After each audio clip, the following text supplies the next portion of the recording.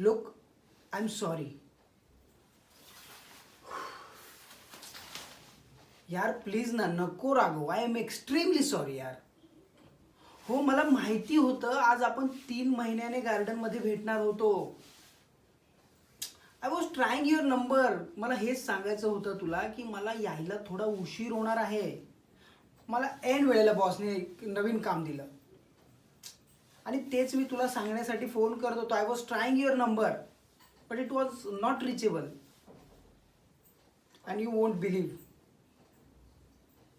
अगदी पुढच्या सेकंदाला माझा फोनही डेड झाला. मग मी कसं तुला कॉन्टॅक्ट करणार होतो.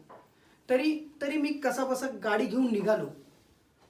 बट यार, या मुंबईची ट्रॅफिक, यू वोंट बिलीव्ह, अर्धा तास लागला मला 5 मिनिटं पुढं जायला.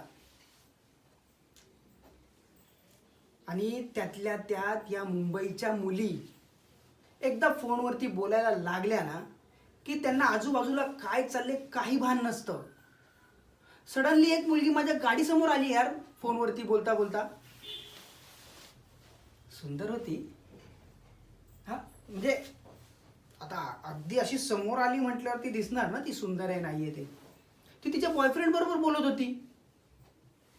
बॉयफ्रेंड बरोबर बोलताना तिच्या गालावरती मस्त खळी येत होती. हा नाही म्हणजे मी सांगितलं तुला तुझे, पण please please please please please forgive me. Please please forgive me यार. परत असं कधीच होणार नाही.